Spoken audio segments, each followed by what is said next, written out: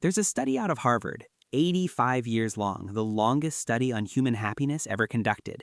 And after following hundreds of people across their entire lives, the researchers expected to find that success, money, or achievement was what kept people healthy and happy. They were wrong. It was relationships, specifically the quality of relationships. But here's what that study didn't tell you. It didn't tell you how to figure out which relationships are actually real, because most people walking through your life right now, they're not your people. And the wild part is, they don't even know it. They think they care about you. They've convinced themselves they do. So today, I'm going to show you 4 specific behaviors, not feelings, not vibes, actual behaviors that tell you loud and clear that someone does not really care about you. And trust me, by the end of this, at least one person is going to pop into your head. Before we get into it, if this kind of content is useful to you, hit subscribe and leave a like. It takes 2 seconds and it genuinely helps this channel more than you think.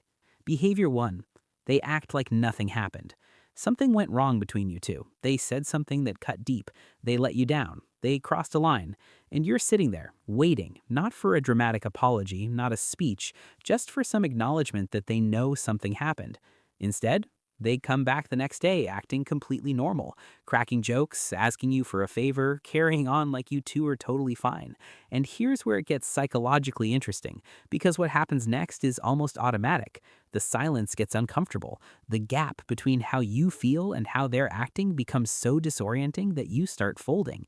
You start answering their questions. You start laughing along. And just like that, buried. Psychologists call this strategic normalization. It's when someone uses social pressure, the pressure to just act normal, to skip accountability entirely. They don't have to apologize if they act like there's nothing to apologize for. And here's what's really going on underneath it. An apology costs something. It costs pride. It costs ego. It costs the admission that they were wrong. And they've quietly decided that that cost is too high to pay for you. A person who genuinely cares about you cannot just move on after hurting you. It would bother them. They would feel the weight of it. They would want to fix it, not because you forced them to, but because the idea of you being in pain because of them would genuinely be uncomfortable to carry around. If someone has mastered the art of breezing past moments they've hurt you, that's not forgetfulness. That's a choice, and it's telling you something. Behavior 2. They disappear the moment a conversation gets real. This one is subtle because on the surface, these people seem totally present. They'll talk to you for hours about their day, about whatever drama is going on, about completely surface level stuff. But the moment you try to bring something real, something you're struggling with, something that happened between you two, something that requires actual honesty, they evaporate. Suddenly, they've got to go. Suddenly, their phone is very interesting. Suddenly, it's, can we talk about this later? And later never comes. Here's a fun psychology fact. Research shows that the single biggest predictor of relationship satisfaction isn't how much time two people spend together, it's the depth of conversations they have.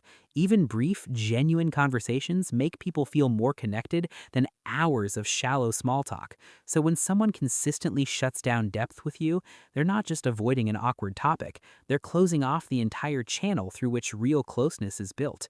And what ends up happening is this. You adapt. You learn what topics are off limits. You start editing yourself before you even open your mouth. You keep more and more of your actual self hidden because you've learned that bringing it out only leads to frustration or silence. That is loneliness inside a relationship, and it's one of the most painful kinds of lonely there is because someone is physically right there and you still feel completely unseen. Behavior 3. They're never in your corner. And I want to be precise here because this one is easy to misread. I'm not talking about someone who missed one event. I'm not talking about a single bad moment. I'm talking about a pattern, a consistent, undeniable pattern where this person is simply never showing up for your life. You share something you've been working toward, they respond with nothing, or a flat, that's cool, that clearly means nothing. You go through something hard, they don't check on you, not once. You hit a milestone, silence, but you've watched them lose their mind with excitement over someone else's news. Here's the psychology behind why this one is so easy to overlook. We tend to forgive absence when there's no visible conflict. If someone isn't cruel to you, if they're not saying anything bad, it's easy to tell yourself they just have a lot going on. But the brain research on this is actually pretty clear. People remember the things that matter to them. Full stop. They remember their team's stats from 3 seasons ago. They remember the release date of whatever show they're obsessed with. If they consistently don't remember what's going on in your life, it's not a memory problem. And the cruelest part of being around someone unsupportive long enough, you start doing their job for yourself. You stop sharing things before they happen. You celebrate your wins alone because you've stopped expecting anyone to celebrate with you. You shrink your own life to fit the relationship. That's something you should never have to do. Behavior 4. They're physically present but emotionally gone. And this last one is the hardest to name because it doesn't look like anything from the outside. They're there, sitting next to you, in the same car, at the same table, in the same room, but something is missing. You're talking but not really connecting. You're together but not really close. There's a wall, invisible, untouchable, but you feel it every single time. Psychologists call this emotional withdrawal, and research on couples and close friendships shows it's actually one of the most damaging things that can happen in a relationship, more damaging in the long run than open conflict, because it's so quiet. It just slowly becomes the new normal. You start working harder to create connection, longer stories, more questions, more effort, all to bridge a gap that they're not even trying to close from their side.